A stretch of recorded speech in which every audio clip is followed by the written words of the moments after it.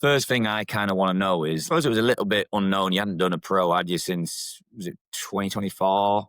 21 months ago, yeah, March 24, yeah, Yeah, so yeah. it's a little bit different in terms of, like, you're obviously, like, you did really, really well in the open weight, but it was a bit unknown in terms of, like, how you'd go in the heavier weight class category. So it was quite hard to predict a time, wasn't it? So Mm. you went in, obviously hoping to beat 1 hour 22, and we ended up getting around that mark, but Hammy had gone a little bit, which is going to affect it, which, and we'll look at the stats as well down the line. But what's your, like, overall feel for it? I was tracking you. We were on our Christmas do on the night out, and I was tracking you along, thinking something's gone wrong here. Yeah. But go on. So here's what I thought. So going into it, I had the sense that, and I spoke to you about this, I had the sense that I was strong, probably stronger than I've ever been going into HYROX, actually, because based on the training that I'd done on the week building up and recording with the equivalent 1 rep maxes and stuff like that. So I felt Yeah, yeah, yeah. strong. Running in terms of like my running speed, like is there. Um, and in terms of how I approached it, I had a long wait. I was in London for 3 days and I was the last person on at Yeah, 8 o'clock on a Saturday night. But I think I prepped really well as I can. You can do, like, when you're away from home. Obviously, I don't have access to my own food as such, but I just made sure I had, like, plenty of calories coming in. I did my little, I class it as a cheat code. Like, go to the cinema. So I went to the cinema for like 3 hour film, like in the afternoon. Just get, like, rather than walking around London all day or whatever, it was just, I'm gonna go yeah, and sit, chill out, get my head into something else. Warm up went really well. Uh, Super relaxed. Um, Nice and low heart rate on the start line, but not like, I don't need, what do they say about, like, you, in terms of, like pre-game, you want to be a certain level of arousal that you're not falling asleep, but then not like super nervous, right? yeah, definitely. I don't. I just need to push it down. I don't need any extra nerves or Yeah, whatever. So I was super chilled. I felt it was very similar, probably, to be fair, to my Glasgow PB that I'd done, the Open PB. Um, we set off, and my game plan was just, now we don't have my lactate threshold numbers because I wasn't able to get in with red on. But I thought I'm just going to approximate around like a 164 hard limit for the runs. And then, which basically, well, I did use ChatGPT to give me a kind of a rough idea based on, so it was between 164 and whatever the lower bound was. I can't remember. And I just went off that for the runs and the aerobic stuff. And well, two things. One, I think it actually helped me relax and not worry so much about pace, because as long as I was kind of keeping a lid on it, I was able to just kind of get going. Now my running speed, I averaged about 430 per 1K, something like that. Which, when you look at it versus my PB, is that was around 415. But I think based on my overall fitness, I think that's probably about right, because we've done so much on strength, mm, which was always part of the strategy, strength and injury prevention as well. Because another thing, I mean, obviously, we started talking about my injuries, but the last 12 months or 13 months, I've been injury free, other than just after this HYROX. So that's yeah, like a really big win, isn't it? Because definitely. someone who doesn't have a full knee, then it's always going to be an issue. So, um, So yeah, so that was the approach going to the race. Sat around 4:30s. Got into the ski, sort of similar approach. I really don't want to blow up on the ski because my ski has been one thing that hasn't felt as good. It never feels good. It's always one of my worst. So I was like, it's not worth blowing up over it. I'm just gonna. And actually, I felt really good on the ski. Don't get me wrong, I was a little bit slower than those next to me in my wave, but I was proper chill and my heart rate was really low. And I still did it in like average in like 2:10 pace, something like that. Um, and then continued on, same strat with a run. Push obviously is difficult in the pro, but pretty solid. I was going to prepare the videos, but I've not been able to upload them. Sorry. So, and the push, I did. I know, like people say, not to go unbroken on the push, but I did feel good. And I think I did a length, little shakeout, a length, and then a length and a break, then a length and a break, sort of thing. And if you want to interject with times while you're looking at that, Yeah, I'm feel loading them up free. now, actually. Um, so yeah, like when I compared my push to the people next to me, the sort of bigger lads, they were doing faster but with a break. Whereas I was kind of like a little tortoise going along and overtaking some of them. Yeah. Um, and then I don't. Have you got what was my run after the sled? Have you got that? Sled push. 309 was it?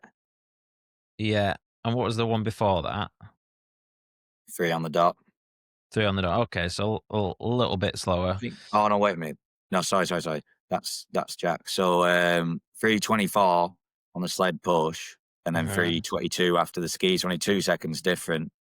After the pull was 9 seconds slower, 3 seconds slower burpees. Bit slower after the row, but then you sped up massively again after farmer's carry. Your Uh-huh. last run, I can't tell because that was a long one, wasn't it? Really. Yeah. So it's like you got quicker. Like you've run after the farmer's carry was actually up there with the first 2 or 3 runs. So I don't know if you just started to get your second wind a little bit too I late in the th- race, but yeah. So yeah. So after the push, um, still kind of okay, and then it was when I got to the pull. So what was my pull like 7 minutes or something? yeah, 6:56, which is definitely an area because like we compared it, didn't we, to our friend who got sub 1 hour 10, which is definitely not. I know it seems like a long way away, but there's loads of minutes lost on them last few stations with the hammy. But like that's the station, which surprised me a little bit because when I watched you do the sled pull, you are pretty good at it. Like I know you're not. How heavy are you? About 80, Yeah, so you're not like the to be twice fair, my body weight. yeah, you're not like and the strength stuff is like relatively like new, isn't it? So it's just like it doesn't just happen in 6 months strength training. Like it takes like five years. Like some of our bigger lads in the gym, like the 95 kilo people, they make that just look like it's nothing. They just rag it around. And for Mm. you, that's an area to really, really work on. Like you're not saying to get up to 90 kilo, but like any increases in muscle mass and increases in like the neurological side of things, the strength kind of things is going to help with that pull, and that would be an area if we go into pro again is something to pick apart because there's like Jack was 408, you were 6:56, so like Mm. there's a I couple remember of minutes you could find there. Jack said that the pull was rough for him as well, actually. So I remember, and I got there and I went to move it, and I was like, oh, I know what it Yeah, means. But I mean, Jack's probably like 2.5 inches taller than me as well. yeah, And obviously, definitely. he's closer to 90 kilos. Well, your push So was pretty much the same. There was like no time difference between you, so you were going real well there. Well, I don't know, maybe if you did where by going unbroken, you just pushed a little bit too far, and it took a while to recover after that. It just peaked a little bit because it is trying to always stay away from going above yeah, that threshold, isn't it, and I peaking. mean, It's what? hard to return. But then your run wasn't bad after the sled push. That's what confused me a lot of it because like your runs were never like that dissimilar. Like you always seem to like it's like 15 seconds between you. Yeah. quick and slow. It's not massive difference. And like I say, and that wasn't focusing on speed. It was literally focusing on my heart rate. I was looking at my watch and I was going, right, where am I at? Can I push it a bit more? Can I? So, and So then, could you have pushed it a bit more though? So I know you're well, a data this, man, but sometimes you got to yeah, well, this is it. go. I don't know. It's hard without knowing that limit. You know, I could have pushed it harder, and then because before, if we take the pull out of it and the hamstring injury, Mm. that could have all worked out pretty well. I know that is the thing, because like the sandbag lunges, like you're not a 7 minute 30 sandbag lunger, are you? Like that's just like. Were you doing that more on the non-injured leg? Were you doing more steps on the non-injured leg? Did you say? I can't remember what you text me now. Yeah. So I started, you know, steady Eddie, just kind of taking little breaks in between because I knew it's obviously my nemesis. And then I got about 40% in, Yeah, and I did feel just a little bit of I guess, a weakness in my eccentric lower on my right side as you hit your foot, and then you kind of obviously you've got to control that lower. Well, yeah, in theory, yeah, some yeah. people just smash into the thing. I mean, it was a very hard surface, so you couldn't Flipping do that out your anyways. knees, doesn't it? It's such a I know. stupid I don't know why they design. don't have that padded. Yeah, I don't. Um, It's like smashing your knee off it because you're tired, aren't you? yeah, and I just noticed like a little bit of a weakness. And then interesting actually. I should know on the other side. I did notice, and this was before I switched to just single leg, if you will. I did actually notice the ability for me to produce force from the like bottom position, if you will. So Mm, if my yeah, left knee is on the floor, that right. kind of, where it kind of like feel like it's kind of is like a bit of an adductor, kind of. There's something on like that inside where I'm pushing out, where I could feel it just kind of, So interesting, almost opposites. Eccentric on the right, on concentric on the left seem to be a little bit Yeah, weaker. So, and then I was like, okay, I probably did another 20%, and then I realized I was like, shit, I can't continue on this, otherwise I'm going to snap my hamstring or something. So I said to the matey boy, I was like, can I finish on one leg? So yeah, did that, and that was rough. I mean, I was pretty impressed with my left knee that I could actually complete yeah. it It's carnage, with that. yeah. It's going to set the rest of the workout up to failure. It's going to have like such an overload in one leg to Hmm. then try and run on it. What was your run after the lunge? What actually was your running pace after the lunges? Do you know? Because it's 5 minutes 32, but obviously Oh, the words. it definitely would have been a little bit slower. Yeah, Because I like, and again, it's a shame I didn't have the videos, but I'll upload them later on or something to Instagram, and you can have a look. But yeah, you could definitely see on my last run, I started to like run a bit like got a bit of a granddad run going on. yeah, yeah, just hobbling. Um, Because then um, your wall balls, hell, you're still doing them now, aren't you? If oh, you don't laugh, you'll cry. oh, mate, honestly, it was awful. It Because was, that is your baby as well. You love it. You've done 100 unbroken before, haven't you? I know it's a 9, but I watched you yeah, do them with a 9, and it's like it's not that you did like an EMOM 10 there, haven't you? And that's like yeah, that is not you to a T. and I think, oh yeah, and it was like I was doing 3 at one point, or just 3, because it was the first time since maybe I was like a real beginner. Oh, actually, I mean, I did blow up on Birmingham 2 years ago, on the regular wall balls, pretty bad, and like the ball was just hitting me in the face and stuff. Like I've just completely gone. But Yeah, it was the first time where I was like, "What am I doing here? This is yeah, awful." Like, and I had to like close my eyes and just have a fucking moment because I was like, "This is really hard." And obviously, it's so overstimulating, isn't it? When oh you're at yeah, the end there, and it's like fucking all the shouting and the music, and it's just like I was trying to like just we're just in training. Like I was trying to like just like it's just a training session, but it's so hard when you're so overstimulated.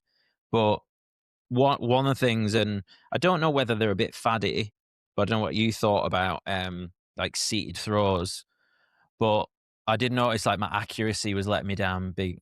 Like it, so quite often my first throw would be a no rep. Yeah. So you think about what that does to you as well. It mentally when I you're didn't. starting off your next set and you go, that didn't It count. gets me properly angry. Yeah. Seeing it, man. So yeah, it was rough. I mean, any other which stations we've gone over there? So we did The red push. flags are sled pull, lunges, and wall balls. Lunges and wall balls, I feel like it's hard to overanalyze because you tweaked your hammy. The sled pull you Yeah, hadn't, so that is one that we just need to nail. Lunges and wall balls, it's kind of pointless because you could go and do those again today. Well, not, like when your hamstrings recovered, and you might like might be all what right. the wall balls for you. There's got to be 2.5 minutes there that you'd find. Like 7 minute wall balls is definitely not out of the question. And on the Hmm. lunges, probably another couple of minutes. So it's just like 4.5 minutes you'd save just on those last stations from just being healthy. And then the time starts to change, don't they? You get more towards the 117s, and then Mm. burpee broad jumps was a little bit slow, but not massively. A little bit slower than what you could do. Think I think on that. I think what I noticed before the race actually is because I've been fanning around with different burpee techniques, doing doubles and stuff, and learning the like shuffle thing. What I realized was that the week before I was like, well, the kneel up method, which got me a good time in Glasgow, is the most efficient and least sexy. But I'd not really done that many of them because every session is a doubles class or whatever, and Yeah, like you look like a complete gimp if you're doing the kneel up method. I've done it a few times in the class, and everyone there is exploding out of the jump and stuff. But I yeah, think yeah, probably I just needed to drill that movement over and over and over to get a bit more efficient at it. Actually, in terms of like, I felt like pretty chill just going through them. I didn't stop. I just went all the way through, but a little bit more efficiency and uh, just time of practicing those and getting a bit quicker at the kneel up method. Um, I think will get me to Glasgow sort of speed pretty quickly. yeah, yeah, But yeah. I suppose if you think of like my thoughts are if you the first break in the chain or the first thing to break down is the biggest leverage move, isn't it? It's the like sort of the pull has to be priority, would you say? Because that could Yeah, have fucked everything. Because I do think that we didn't mention this actually, so I don't know if I've told you, but because it was so hard to pull, and then I did notice I shifted my weight on one of them, and I was like just pushing through my right foot, like on its side, and whether that started to fatigue that hamstring, yeah, yeah. um, is probably a thing. But It's like a heavy reverse sled toe, isn't it? It is very much going to get it. You can often feel that like that hamstring contracting really hard, especially in that yeah, first pull where it's like contracting isometrically. It is going to go, and you might just have torn a few fibers there, and you don't realize because the adrenaline's as high as it'll ever be in your life, and then mhm. it starts to flare up a little bit when you're really taking it. Like lunges is very, very hamstring dominant in certain positions, and you get that high hamstring like under your ass. I always feel it like that high hamstring tendon usually goes Yeah. from the Phoebe said it was is it goose foot? Have you heard of that? don't think I have. Hang on, she sent me the actual like it's basically like the hat that like bit of adductor, bit of hamstring. Okay, So like high up and yeah, on the inside, if you will. Um, pes pes anserinus or goosefoot, apparently. goose Um, sounds more fun, doesn't it? yeah. But it would be remiss of me to not to mention we've not really spoke about this, but I was pretty gutted after the race And one of the things I was thinking is pro just too much? And I was thinking, do I just go back to open? Am I fighting against genetics with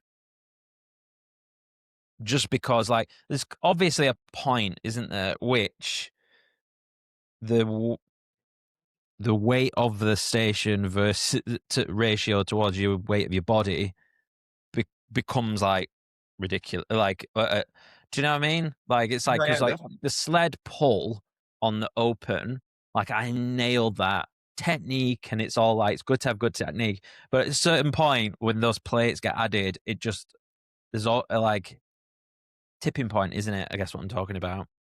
Yeah. I think you can look at that one or two ways. Like if you were going like physiologically, you are more suited to open. You're a lighter individual. Running is a key strength for you. The open weights aren't going to affect that as much. But it's not just about how well you do. It's why you're doing it. So like, what do you get most reward from doing it? Like you're not gonna be in the elite 15, like Mm, elite 20 maybe. But you just like, why are you doing HYROX? Like, you're doing it because you absolutely love the training, you love the community, and you love competing. Like, what do you get more satisfaction from doing? So if you want to get the best time you possibly could do, and relatively against other people as well, that would be mm, probably the open. Because, mm, but if you want to challenge yourself, it's like going RX in CrossFit, isn't it? Like if mm, I go RX, I'm going to do a lot worse than if I went scaled or intermediate. But I wouldn't go scaled or intermediate because I'm not challenging myself as much. So it depends on like your like psychology. How do you look at it? What do you want to get from HYROX really? And then you decide what you want to do. That's like, what do you do? Doubles or solo? I do doubles because I prefer the crack.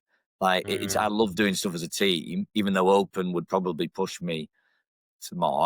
I just do doubles because I enjoy it more, and it probably Yeah, suits me better. I prefer the go hard rest rather than that sustained high intensity effort. I'm crap at that. So tracks a bit more across yeah, fit, doesn't it? so I think like your point is definitely valid. Open would like suit you more, but depends why you're doing it. Really, it's not just about the best place you can come and your time. There's more to it than Mm. that.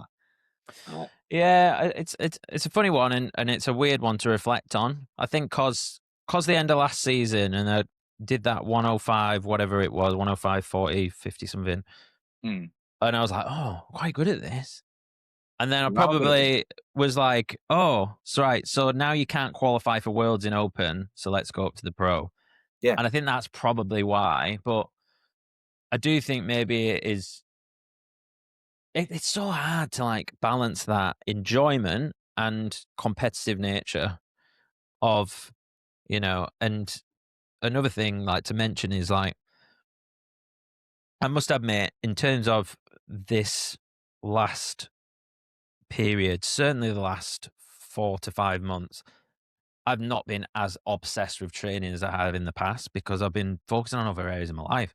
yeah. There's, That's something I wanted to talk to you about as well, actually. And I like that as well. It's absolutely fine. Like sometimes you would text me saying like, I'm struggling today. Work is just manic. And I always think you've got two choices as a coach. You can just be like, no, that's bullshit. You've got to go to the gym now. It's 8:30. Get there. But like I own businesses and it's hard. Like Mhm, work just takes over, and like there's no way I'm going to say that like HYROX doesn't pay the bills. Like work mhm, does and family does. Like that they're the ones who are going to support you through tough times, not a HYROX session. So I completely get it. Like sometimes, if you're not saying you're being soft, but sometimes if clients are being just a bit like, they do need a kick up the ass, like, come on, get there. yeah, But I don't think that to you. I think you've had your car, but it didn't work, so you couldn't actually get there, and then you've had yeah, projects on and work's just busy in it. So there has been missed sessions, which other people who are 25, no families, no, like they're just working, it's just ticking a box. They can train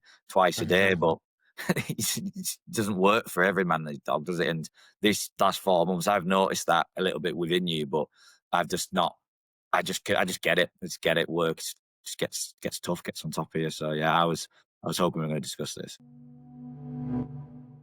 If you're anything like me, you're probably good at starting habits, but fail to stick to them over the long term. There's probably one or two, whether that be going to the gym or taking the dog for a walk, but struggle to maintain others around career, relationship, or life goals. If you're a long-term listener of the podcast, this won't be the first time you've heard me talk about habits and leveraging public accountability. That's why I created InDeep, the tool that helps you build healthy habits and stick to them. After creating your free account, you'll be given your own personal public profile link, which you can share with your friends, your family, coach, or followers. And when someone clicks that link, you'll be given a real-time notification that someone is watching your habits. I can't tell you how much of a motivator it is when you're stuck in a procrastination cycle and this little eyeball pops up with a number next to it. My productivity has gone through the roof since I started using it. It's that effective. Luckily for you, I'm giving away 100 free VIP months to my podcast listeners. There's no credit card required.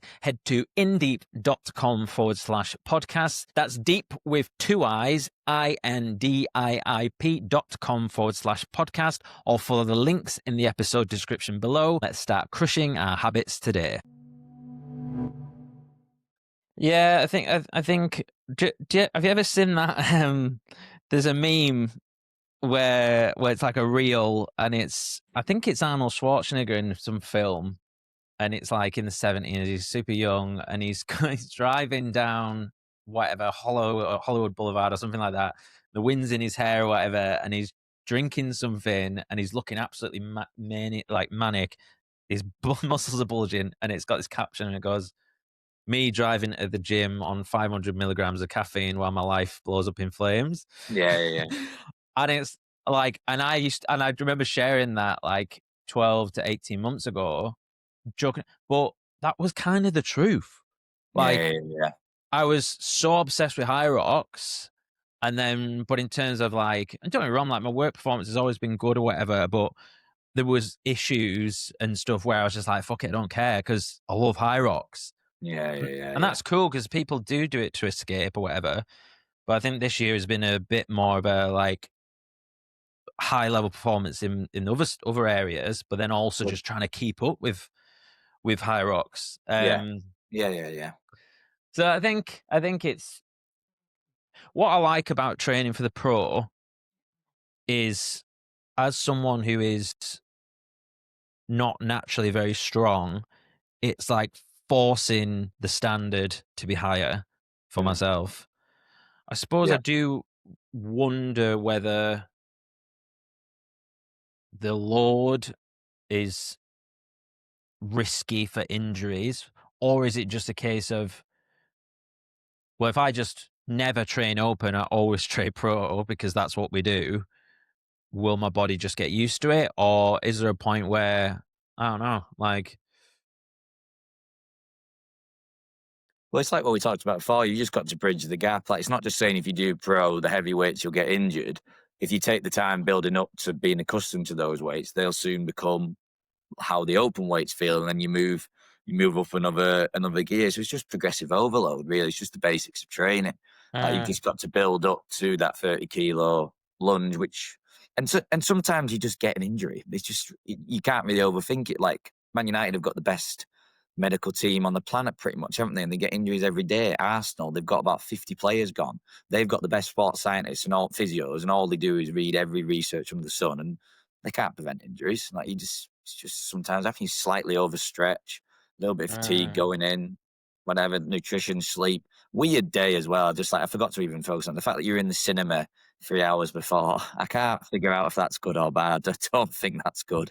But like, I did notice your face. I was like, when I was saying that one. Yeah, I was just thinking, I get it because he's gone there to be relaxed and switch off, but I just think I'd be knackered. I've never come out of the cinema like What were you thinking? alert. Oh, so I'm you like, thinking like it might have put me into to relax the state, or I genuinely don't know. Like that, yeah, that is what I was thinking, but it's just a stupid time, isn't it? Was it 8:40? Like, why the hell did you have to race then? Money grabbing sods, aren't they? Like, yeah, it's that. Oh, that's a really good point actually. That's the downside of pro. Men's pro is always late. When I did my Glasgow, I think it was the same time. I think it was 8:30 when I did my Glasgow pro. Yeah. but that was rough. I set off from Ulverston at like 2 p.m., drove to Glasgow, raced at like 8 o'clock, did my whatever, warmed up, whatever I did, came back the same night. I drove there and back with my mate. And Yeah. then by the time we got back, because I remember like there was nowhere open for food, we stopped off at a McDonald's on the motorway. By the time I got home, it was like 5 a.m. and I'd done my first HYROX Glasgow Pro. Surprise, surprise, I got really ill Yeah. afterwards. The one positive, actually, injuries aside, my central nervous system has felt the best it's ever after HYROX. Right. Like normally I get like dry lips and like, you feel like you've been on the sesh or something. And yeah, it's weird. And I don't know what that's down to. I don't know whether like I have done some fasting this week. So I know obviously we can talk about that if you want. So whether that's changed things or it could be because I was so much later, I didn't have as much caffeine as I Yeah. normally would. So if I was racing at 12 o'clock in the afternoon or whatever, I'd probably have like 700-800 milligrams of caffeine. Yeah. Uh, Whereas in the evening, I probably had maybe 300, 400. It wasn't so. Maybe that could be an effect. Even though, to be Yeah. fair, we didn't get to bed till like 4 o'clock in the morning that night because we sat up chatting. Um, It could be that. It's like it could just be the increase in strength that you've got. Like the studies do show that stronger and fitter athletes recover quicker. So it might just be the fact. Like I don't think necessarily your fitness is massively different to previous months, but like strength's definitely up. So it could just be uh, that, just generally stronger. I don't actually know the exact mechanisms of how that works, but could just be it improves strength and fitness with it all, really. And yeah, or maybe even just your mindset with it all, just a bit like you bit said, more used to it. it's not taken over your life like it has previously, and you're able to switch off a little bit. Whereas you might have just thought like 6 days of just like being depressed, like I didn't get the time I wanted. This is shit. I'm Uh, not doing this. Whereas you're a bit more like things didn't go to plan. Is what it is. Like still had a good weekend away with friends or whatever, and hopefully you're like driven to improve next time. Like a little bit of redemption kind of stuff. It definitely did with me when I did my HYROX the other day with Les, and just like I can't bother doing excuses because if I put excuses in, everyone hammers me. But it just didn't go as well as the previous one, and like it hasn't done anything negatively to me. I've trained real hard for the last 3 weeks. I've absolutely loved training again. I think I needed like a you cannot turn up to an event, not train properly, and expect to get a better time. Like that doesn't uh, work. Especially when I'm uh, going the wrong way now. I'm like 33. Maybe when you're 20s you can do that, but now it's like you got to train. If you want, no stopping you doing real well, but you've got to train. I didn't train, but this last few weeks, yeah, train hard. So hopefully it does the same for you. Like didn't get the time you want. It's not the end of the world. Get cracking yeah, again. Like get yeah. improving health, performance, everything like that. And that's what it did with me. Um, so hopefully it does the same with you. Yeah, and I suppose like another thing, another element to this is it's also very early in the season. So True. like the only like my best times have always come like after Christmas. Yeah, But that's true. And that's what this was, wasn't it? yeah, Like and a sim. like my Birmingham times have never been amazing, and that was only 2 months ago. I've never done a HYROX in December. This is usually my kind of whatever season, pissing around in between. Uh, so I think that is something to think about as well. Definitely. Um, I must admit I was feeling a bit sorry for myself, and you did, you posting that thing where you said it stinks of a redemption story. I did admit I was maybe it's the public thing because of my fucking weird need for validation. Where I was like, oh yeah, redemption story. I like the sound of It that. was Charlie who messaged me. You know, Charlie, he's always we're us Ye- three are always talking HYROX, aren't we? And like he Yeah, was just saying, like that's all it is. And I was like, yeah, it's a good point. Now it's just like you can't dwell on it, can you? it's only flipping HYROX. Like Mm, it's not the end of the world. We'll just go again, won't we? Like it gives you that redemption, and you can log it. And loads of people go through the same thing. Not everybody just gets better, better, better, better, better. Like you always have peaks and troughs, don't you? And as you say, this was just like it was a guide. It's flagged up 3 or 4 major things to not major, but main focal points of future phases.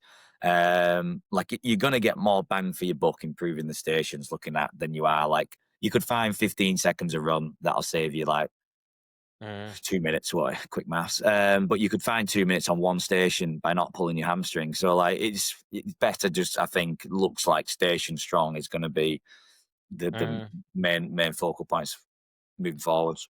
On that heart rate thing.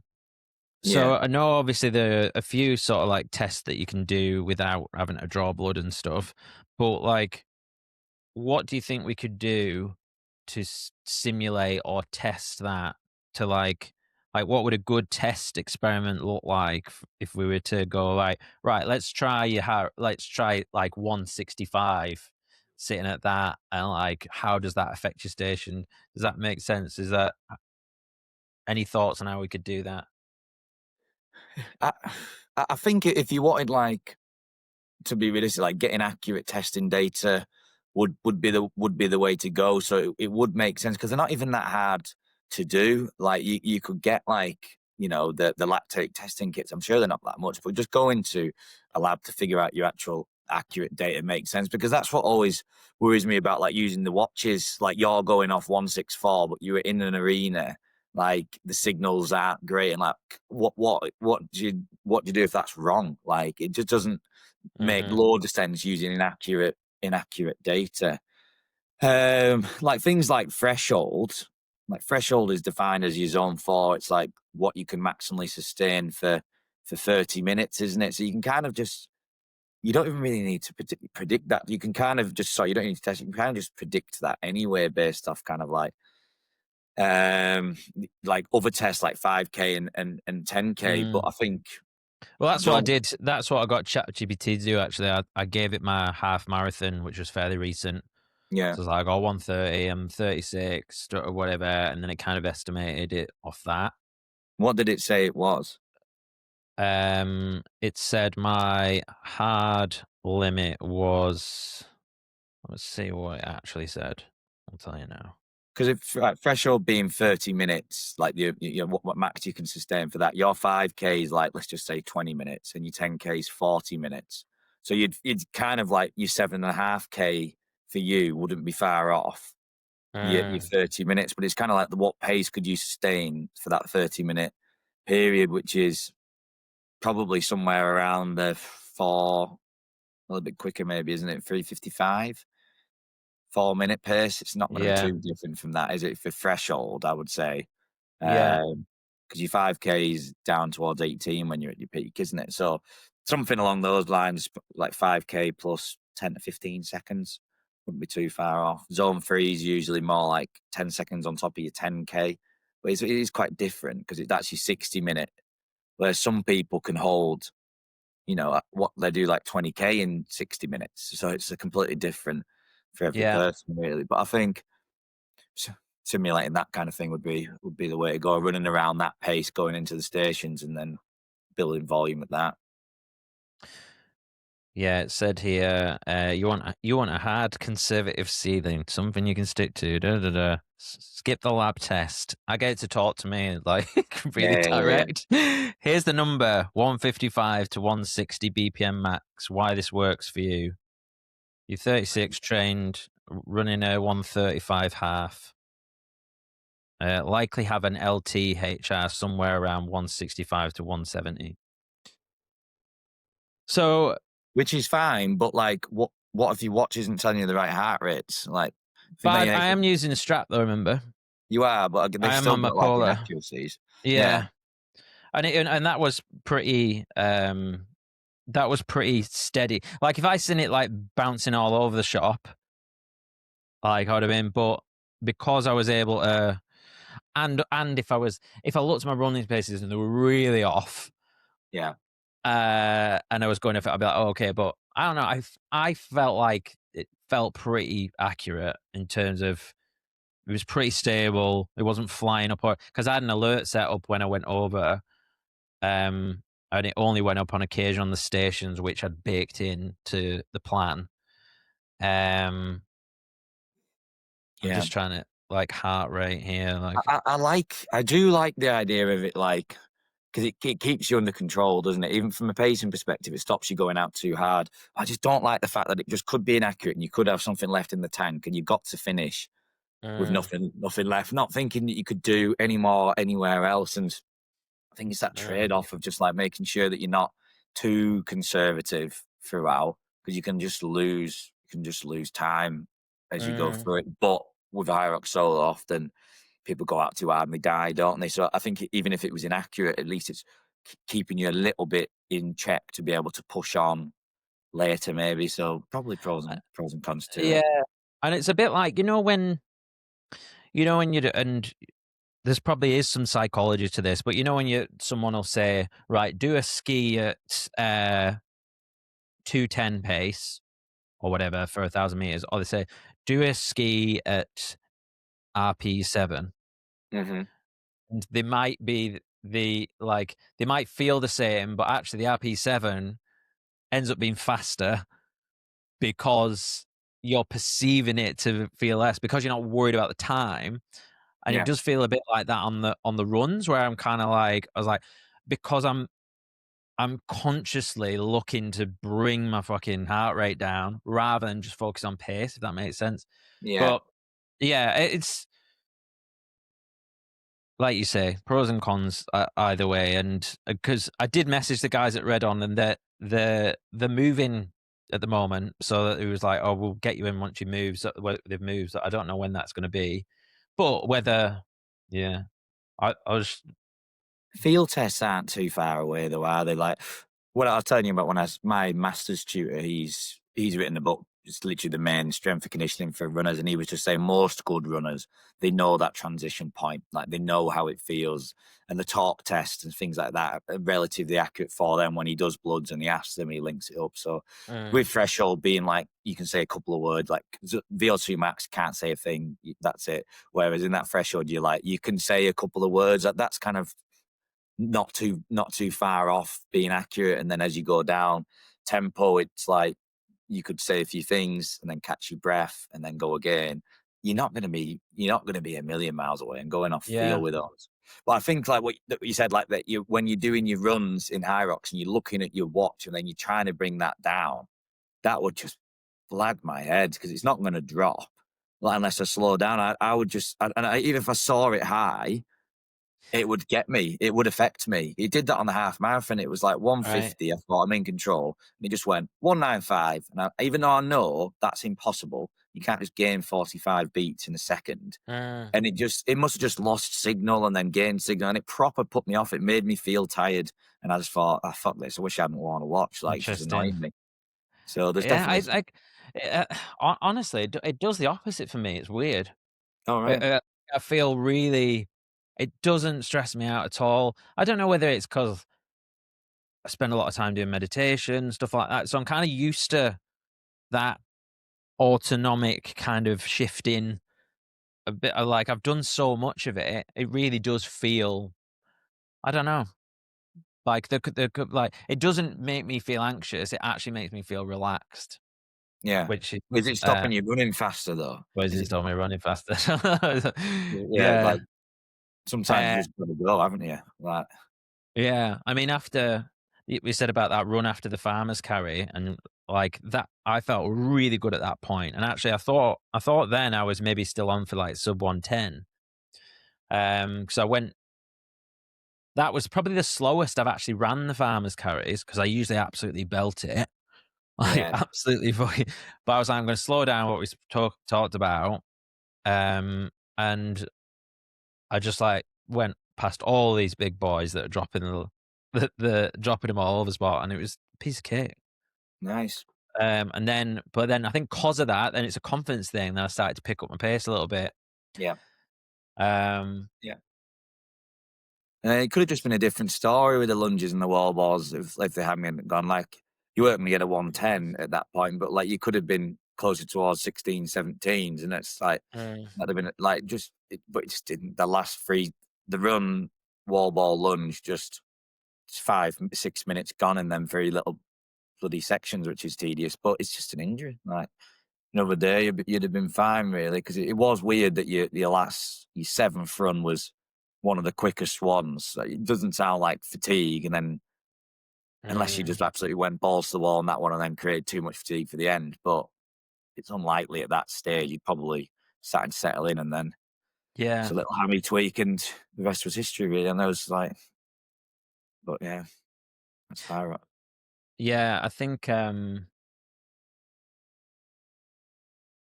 of the things I was thinking about was in terms of us, that strategy, uh, we spoke about station strength.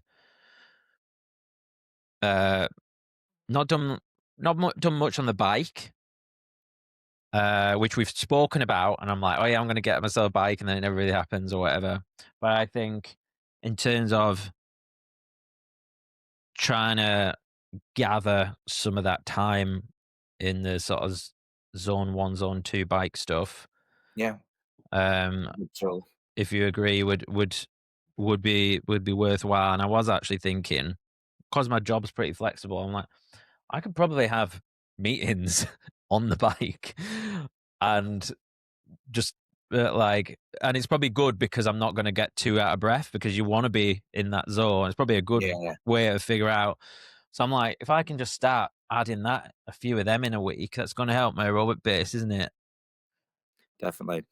Yeah, I think like volume's a big driver of success, isn't it? And that being like off feet and no impact, it's a good way of just bumping up your training volume with probably minimal fatigue, really. So I think that's a good way. Like I remember one of the main physiologists on out these days, like Alan Cousins. I like his stuff, and he put like the best thing a runner can buy is a bike. Like obviously, there's more to it than that, but I quite like Mm. the ethos behind that sentence. Really, it makes sense, doesn't it? Like just building the load, no impact, build a massive zone 2 base, and then it's not going to interfere with the rest of your training. So yeah, I Because like it.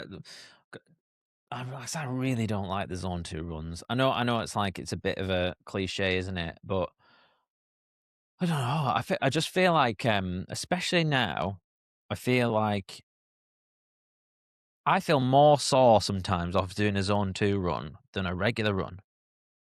Yeah, Because I don't know, because I'm not relaxing. Because like most people, if they run in a relaxed manner, like they're probably tipping into that threshold, aren't they? Because you're opening your stride up a little bit. It's just a bit more. But when you're doing like the plodding, I don't know about you, but like I wonder like if that has a detrimental effect because I'm not running in a natural pace or whatever. And we spoke a little bit about running form and stuff, and that's a whole other yeah, topic. I think your topic. zone 2 work, the main benefit of it is it generally doesn't create as much fatigue, maybe from a central nervous system perspective, that Yeah. you're going to get the benefit, so you can just crack on the next day. Like the top, but it doesn't necessarily mean it's the biggest driver of improvement. Like if you're going to do one run a week, intensity probably is going to be the Yes. way to go, unless you were trying to build up actually getting better at longer running kind of thing. But Mhm. if you're like, the top marathon runners in the world doing 160 kilometers a week or whatever, 100-mile weeks plus, like they're only going to have a small percentage, like probably under 10%, that is in those really high heart rate zones, just because you couldn't sustain that day to day Mhm. to day. So that's why volume is massive for them, because it allows them to just repeatedly train and get the adaptations that way. But both like high intensity and low zone stuff lead to improvements within the cell. Um, but you just can't do it day after day after day. But we're not exactly running loads at the moment anyway with your knee. Mhm. So you could probably make the point for, if you were getting loads of zone 2 work on the bike, you could probably do two high intensity. But the thing is, you end up with HYROX. If you did two high intensity runs, like a VO2 max interval session and then a tempo block run or something, you're always going to do classes. Now, this time of year, though, like my Mhm. classes at the gym don't really have much running in because you can't predict the weather. But in the peak of like summer, you might end up doing like two more conditioning sessions, both have compromised running in. And it's just like zone 4, zone 4, zone 4 every single time you run, and you end up having four intense sessions for Yeah. something good. Because the classes are intense because it's a cock Yeah. off, isn't it? You're going to Yeah. race. But at the gym, I'm like, the weather's so icy at the moment, or pissing down and windy, and I feel like I've got a duty of care to members to not be sending them out in classes sometimes. So I'm just going to adapt the classes at the moment. If it's nice, like today's quite nice, isn't it? We're training Yeah. in a minute. We can go out and do some running. I probably won't today because of your foot, but like we could go out. Whereas sometimes it's just pissing down, isn't it? And Yeah. bringing loads of water to the gym gets slippy, dangerous, and you just risk injury. So Yeah. yeah, I think probably just on the running volume stuff, probably would be good for me to be a bit more intentional in terms of like just checking in and tell you my numbers for the week. Like yeah. just watching that, like, and as well because we talk a bit about the social element and stuff, and it's like sometimes I get invited for a run, I'm like, oh no, I can't go off plan or whatever, but I'm like, a social run at 8K probably feels as relaxed as a solo 5K. Do Yeah, you know what I mean? Because it's just so much a lighter lift, isn't it? Forgive the analogy, that's just but communication as well. That's just like your plan is set around your week, so like you can move your week around. We can move like we have done in the past, the strength session to another day, and then to put that running on that day, and then you just don't do that style run when we'd initially planned it. You just move it around. Like as long as we're kind of like following the like strength day, and then like the next day a bit more conditioning focus, and we're not like interfering, but even if you did interfere a little bit, it's still getting the work done and it's still going to lead to improvements. Like it's sometimes impossible to set up the optimal uh, training week, really. And another, like, you've got Stockholm, haven't you, next week? You're still doing that, aren't you? yeah, Oh, yeah, we've not even yeah. spoken about that. That's a week tomorrow, but Yeah, it's like you're not even going to get much flying sleep on. on Wednesday. Yeah, I thought that. So I've just programmed you in another taper week. But once you get back from there, we can actually set up the new structure for how we can move forward with that, which is Mm, probably worth another. We could do another little behind the scenes video of that going into like how we set up. Because I think people will find that interesting, like why we don't do this with that day and why we think it's best to do this on this day and whatever. And then people know how to like call it a microcycle, which is the week how to create a microcycle, mm, which is important, really knowing what to do on what days, kind of thing. But again, we're still basing it around the real world with life and work and whatnot. So it's mm. never going to be optimal, but it's the best we can do for your situation, which is what it's about, really. Cool. Yeah, that'd be good. All right, shall we? What time are we training? As soon as we can get, I'm going to go set off in now. So as soon as you can get there, really, I've got to look at got a T unit to have a look at a leg press and stuff afterwards. So as long as Mm, we're done I'm not after a big session anyway, and you've got your dodgy thing. So if we start at like 10:15, done for just after 11, that'll work. Well, I just get something in the books. yeah, I'll probably make sense to do bike and avoid lunges. Well, I think it's just me and you. Paul and Dave are already down there doing a session. So they're going to leave it on the board. So we'll just do bike, farmers, anything that's paying free, we'll do, and Yeah, just mash up a session together. cool. All right, mate. Sweet. Well, we'll do the last little bit. If anyone wants to find out more about your stuff, where do they go?